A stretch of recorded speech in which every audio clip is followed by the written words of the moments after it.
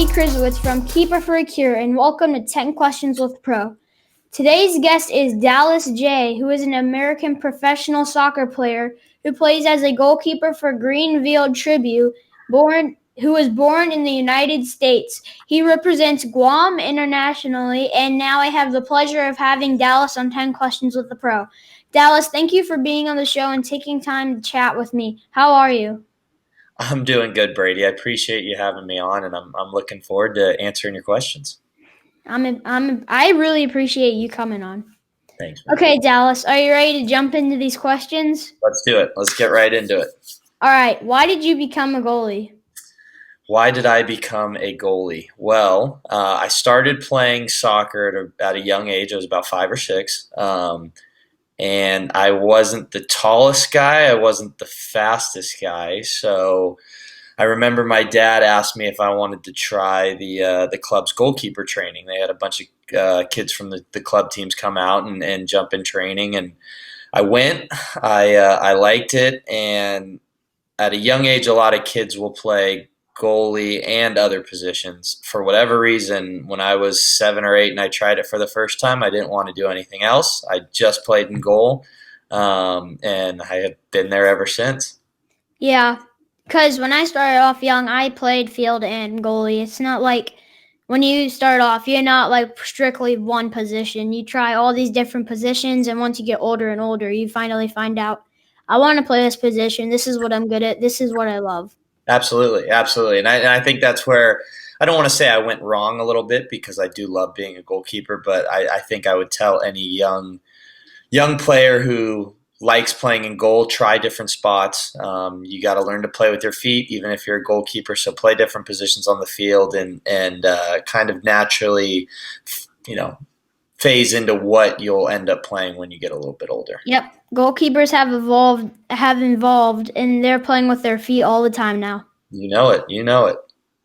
What motivates you to keep training hard to maintain being a professional? I think the thing that motivates me the most is just the desire to succeed. I've been very fortunate to go from being a youth goalkeeper and high school goalkeeper to getting the opportunity and what really was a privilege to play in college.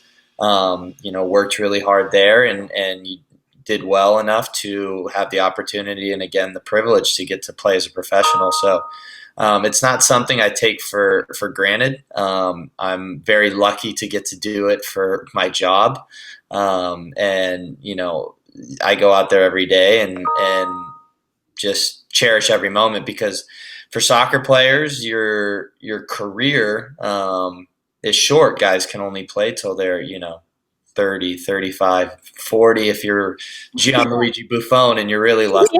Um, but it's a short period in your life, and it's something you just got to take full advantage of. So that's it's something I try to focus on every day. Yeah, you got to take advantage of things when you're good at them because you don't get anything in soccer. You got to earn it. Like, if you're on the top team, you got to earn it. You can't just be like, all right, I'm on the top team. I'm going to be lazy now because there's always somebody working harder than you, and they want that position more than you.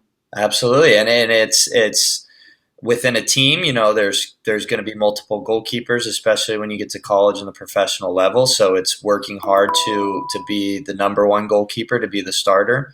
And then there's always higher levels and higher teams you can play for. For me, with Greenville Triumph, we're in USL. Obviously, there's MLS above it here in the U.S. There's other leagues around the world that are higher. So there's always another level that you can try to get to. Yeah. What steps help you achieve the ability to become a professional level goalkeeper?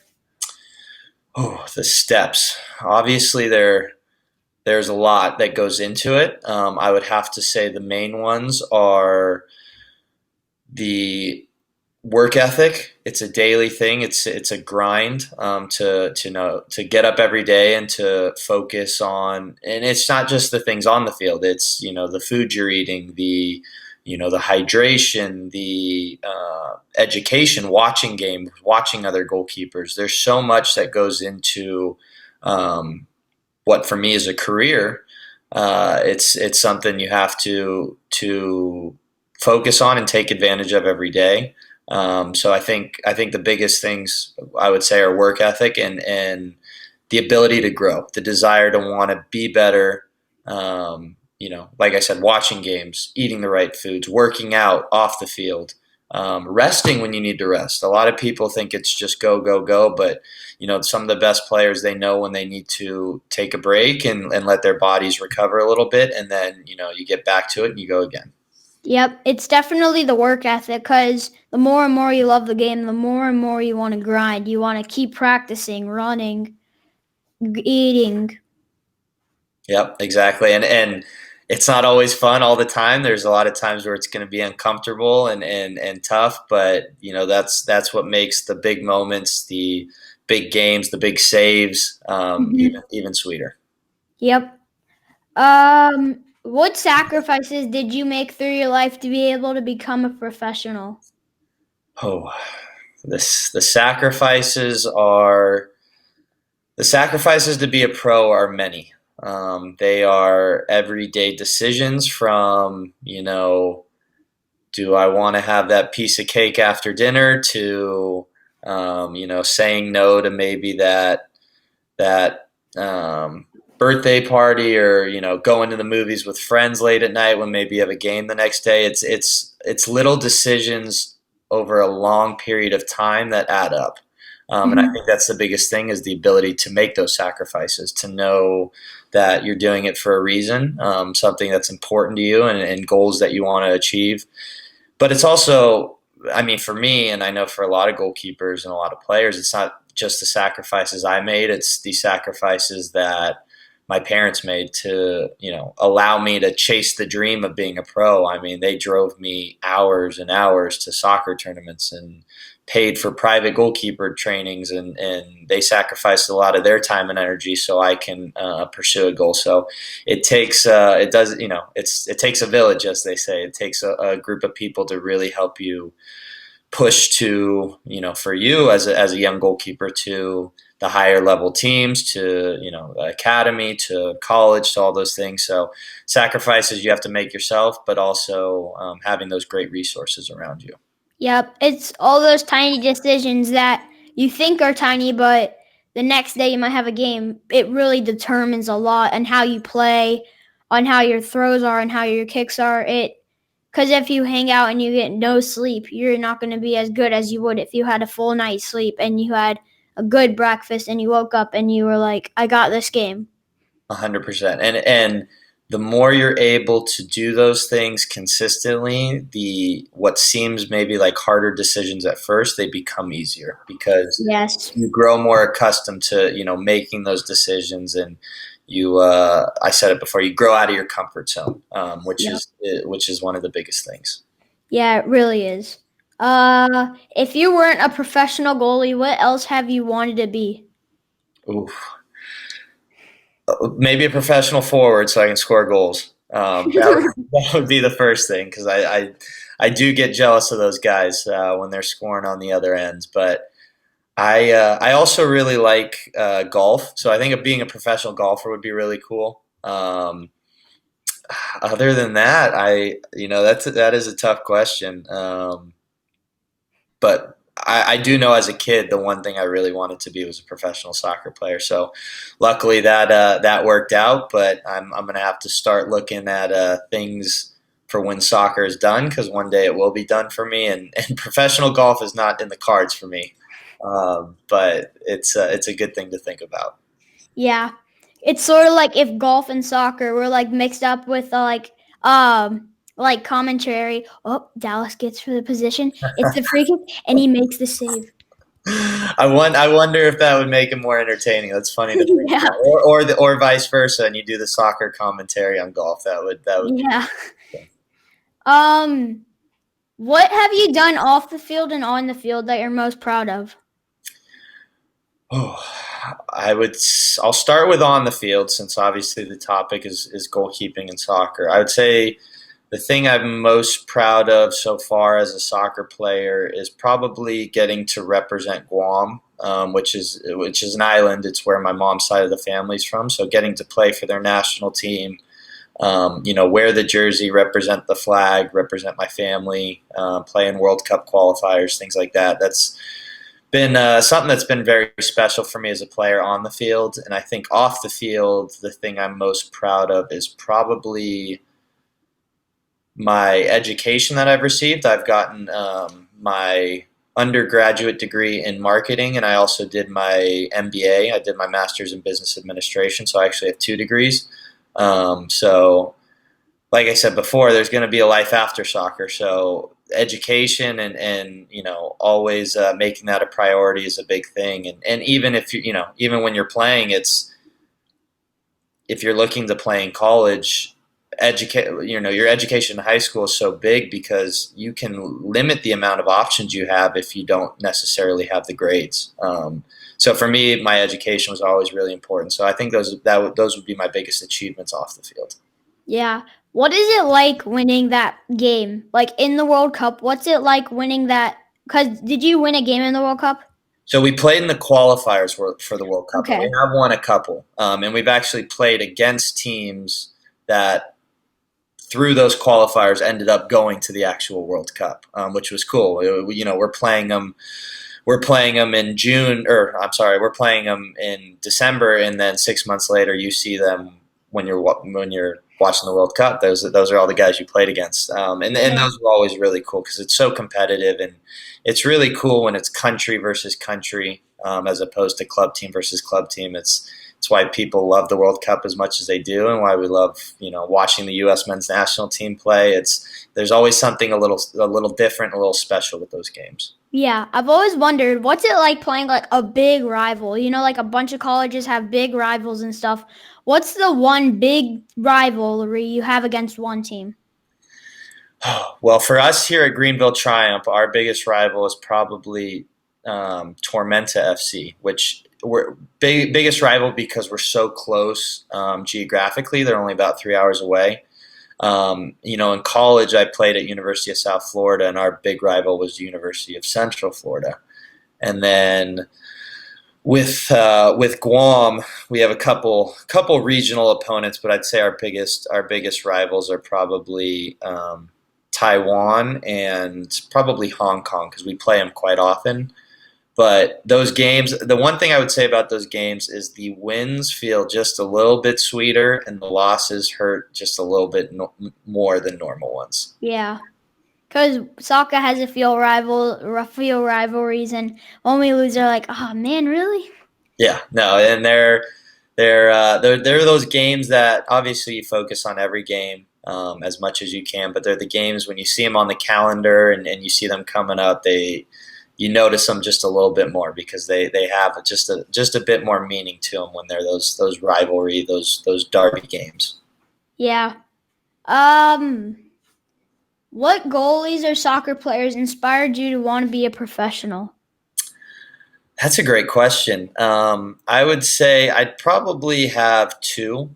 Um, I have a bunch actually, but the two I would say one is definitely Tim Howard.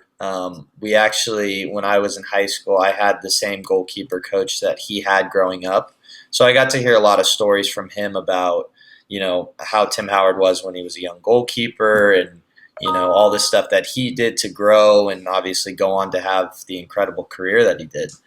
So I always enjoyed watching him and kind of look up to him. I read his book. He's always been one of those guys. I actually got to meet him once after a preseason game we played against him when I was in Phoenix, which was a cool moment. And then I'd say the other one is probably Nick Raimondo, who was at Real Salt Lake, played in the MLS, played with the U.S. men's national team as well. Just because for me, I say I was always, but I kind of still am. I'm on the smaller side of things. I'm just about 6 feet tall now, but growing up, I was definitely one of the shorter goalkeepers. And that was Nick Raimondo. That's what he was known for. And he was always, didn't matter if he was 6'4" or 5'9", he was going to get the job done. And I always thought that was really cool. So I enjoyed watching those guys when I was growing up. Yeah, because me, for my age, I'm huge. See, I'm you just love gonna me. say That's I'm awesome. huge. I'm just over 5 foot, and I take up a lot of the goal when I'm just standing out wide. I take up a lot of the goal. Yeah, that's cool. And it's funny. You never know where you're going to end up maxing out at. So that for me, I was always just hoping my dad always joked, if you can just get to 6 foot, get to 6 foot. And obviously, at the end of the day, does it really matter? No. The ability of the goalkeepers will be what makes the difference. Height helps, but it's not the end all be all. So good to have it, but definitely there's ways to get around not having it. Yeah, even if you don't have height is just a little step up boost, so you have more arm length and longer legs, so you take up a lot more of the goal. Just because you're like not as tall doesn't mean you can't like do anything. Exactly, and that's what Nick Raimondo always showed me. That's why I always enjoyed watching him. Nice. What are your favorite gloves to wear in net and why? My favorite gloves are the brand of gloves that I've been wearing for about 3 years now. They're called Pro GK. I don't want to say a smaller glove brand, but they're from England, so they're not as well known here in the U.S. It's a gentleman who is the goalkeeper coach for a professional team in England. They're in I want to say, the second or third division in England. And he started his glove brand quite a while ago, over 10 years ago, just because he wanted to make gloves that he enjoyed, gloves that were, he could have for his local goalkeepers. And it ended up, he ended up turning it into what's now an international glove brand. And he sponsors a few guys in the U.S. and across England and some other places. They're awesome gloves. I thought I had some around here somewhere I could have pulled up real quick. I think they're in my locker at the locker room. But I love wearing them. They come in some very cool looks and styles. A lot of them have the black palm on the front, which I like. Usually it's white, but I like the black one just because when they get dirty, they don't look as dirty. Yeah.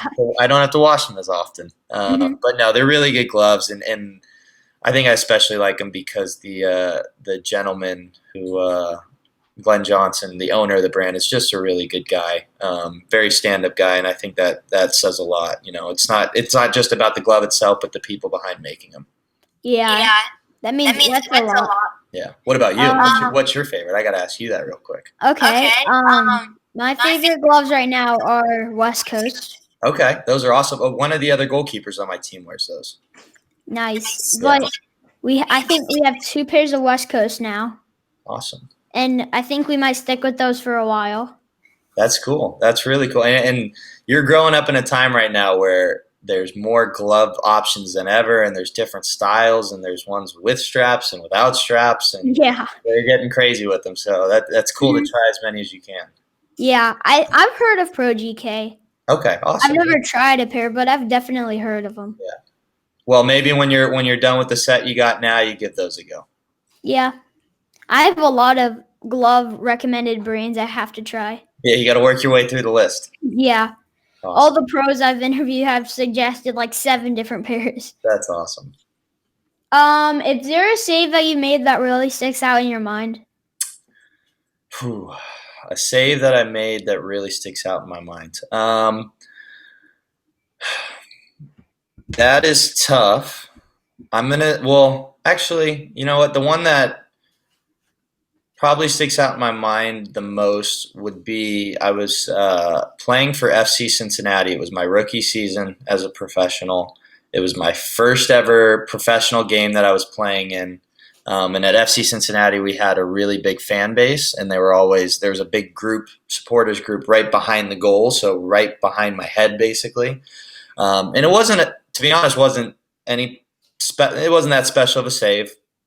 It was a save I probably should have made. Just diving down to my right, made the save, and kind of went on with things. But I realized after I made the save, the fans behind me were all chanting my last name, Jaye. They were chanting, "Jay says nay, Jay says nay," which I thought was one of the coolest things ever. It was a chant they would do whenever I made a save, and that was the first time I ever got to hear it. And obviously, as a rookie and a young professional, it was a pretty cool moment. So I wish the save maybe was a little bit cooler. It was a pretty standard save, but the whole moment around it was awesome. Yeah, because you might make an easy save, but in your mind you might think, "All right, I've been training hard for this save. I've been working on my dives, my hand-eye coordination. I've been working on my hand positioning." And then your teammates might be like, "That was an easy save in my mind." But goalkeepers sometimes don't get enough credit. They really should. They really should think more about goalkeepers because goalkeepers saves the butts of players during games. You know it, man, and that's very well said. And I think my keeper coach here in Greenville, he gave me a piece of advice that he had gotten when he was playing, and it was save the ones you're supposed to, and everything else is just a bonus, which I think is great. There's the the saves you're supposed to make. I'm going to put that in quotes because sometimes field players or people watching on think you're supposed to save them all. Hmm. But save the ones you know you're supposed to. You stop the ones that you can, and then if every now and then you'll pull off that one save where maybe you're even like, I don't know how I did that, but those are always fun. Yeah, making those good saves. Hmm. What advice would you give a young goalkeeper like me that wants to play at a professional level? I would say the best advice I could give you, if you want to play pro, I would. We talked about a lot of things already that go into it about the sacrifices, about continuing with the education to keep progressing.